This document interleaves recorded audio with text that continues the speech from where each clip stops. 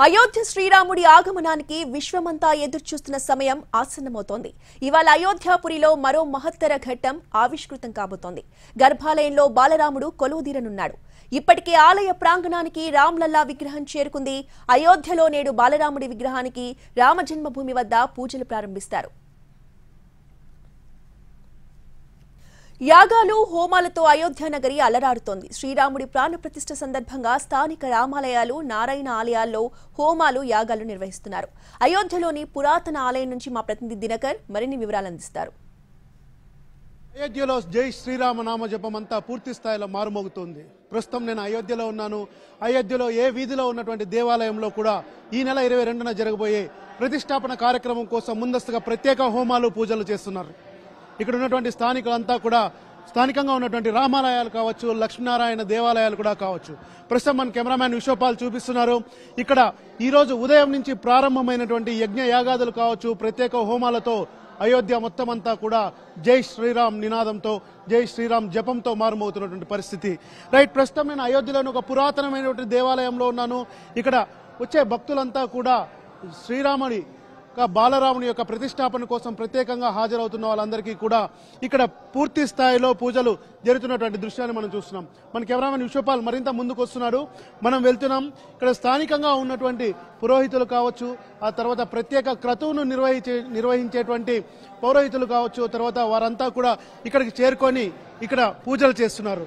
దేశవ్యాప్తంగా ఉన్నటువంటి రామాలయాల్లో ప్రత్యేకంగా పూజలు చేయాలని, రాములోరికి పూజలు చేయాలని చెప్పి కూడా భక్తులంతా అనుకుంటున్నటువంటి నేపథ్యంలో అయోధ్యలో ప్రస్తుతం నేను ఏదైతే ఉన్నానో ఈ అయోధ్యలో కూడా ప్రతి ఒక్క దేవాలయంలో కూడా జై శ్రీరామ యొక్క జపం మారుమోగుతుంది. ఇక్కడ లక్ష్మీనారాయణ దేవాలయం, దీనికి ఒక 1/2 కిలోమీటర్ బ్యాక్ సైడ్నే మొత్తం రామజన్మ భూమికి సంబంధించి రామ్లల్లా విగ్రహానికి సంబంధించినటువంటి ప్రతిష్టాపన కార్యక్రమానికి అన్ని ఏర్పాట్లు పూర్తయ్యాయి. ప్రస్తుతం నేనున్నటువంటి దేవాలయంలో పూజలు జరుగుతున్నాయి.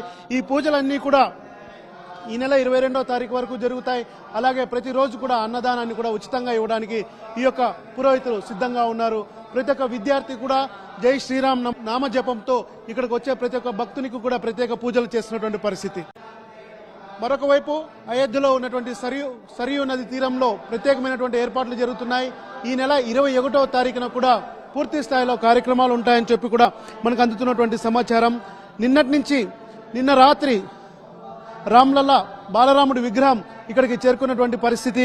ఆయనకి గురువారం నుంచి మధ్యాహ్నం 1 గంటకు సంకల్పం చెప్తారు. ఆ తర్వాత గణేశాంబిక పూజ, వాటితో పాటు చతుర్వేదక్త పూజ, మాతృకా పూజ, దాంతో పాటు కలుష పూజ లాంటివి కూడా ప్రత్యేకంగా చేయడానికి అన్ని ఏర్పాట్లు చేశారు. పృథ్వీ కూర్మ అనంత వరాహి యజ్ఞామి పూజ తర్వాత మొత్తం మండపాంగ వాస్తుతో పాటు అనేకమైనటువంటి క్రతువులు ఉన్నాయి. ఆ క్రతువులన్నిటికీ కూడా పూజలు చేయడానికి అన్ని ఏర్పాట్లు పూర్తయ్యాయి. అలాగే ఏదైతే బాలరాముడి విగ్రహం ఉందో ఇక్కడ స్థానికంగా అయోధ్య వాసులంతా కూడా రామ్ లల్లా అంటారు. ఆ విగ్రహానికి జలాధివాసం, గంధాధివాసం, సాయంత్రం ఆరాధన, అనంతరం హారతి లాంటి కార్యక్రమాలు చేసిన తర్వాత అయోధ్య రాముడి ప్రతిష్టాపనకు సంబంధించి కార్యక్రమం పూర్తవుతుంది. అలాగే అందుతున్నటువంటి సమాచారం ప్రకారం ఈ నెల 21వ తారీఖున సరయూ నదిలో బాలరాముడికి ప్రత్యేకమైనటువంటి చక్రస్నానం లాంటివి చేసిన తర్వాత అక్కడి నుంచి తీసుకొని వచ్చి దేశ ప్రజలతో పాటు ప్రపంచానికి కూడా బాలరాముడి యొక్క విగ్రహ దర్శనం చేయిస్తారని అందుతున్నటువంటి సమాచారం. ఇక్కడ శ్రీరామతీర్థ క్షేత్ర ట్రస్ట్ వాళ్ళు కూడా అన్ని ఏర్పాట్లు పూర్తి చేశారు.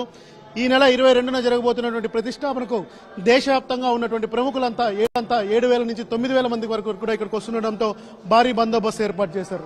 ప్రతి దేవాలయంలోనూ ఇలాంటి ప్రత్యేక పూజలు జరుగుతున్నాయి. కెమెరామ్యాన్ విశ్వపాల్ మరింత ముందుకు వస్తున్నారు. ఈ యొక్క ప్రత్యేక పూజలకు సంబంధించి కూడా ఏమేమి ఏర్పాట్లు చేయబోతున్నారన్న దానికి సంబంధించి ఇక్కడ స్థానికంగా ఉన్నటువంటి పురోహితుల్ని అడుగుతున్నటువంటి పరిస్థితి. సో ఇక్కడ వీళ్ళు ప్రత్యేకమైనటువంటి పూజలు చేస్తున్నటువంటి దృశ్యాలను మనం చూస్తున్నాం.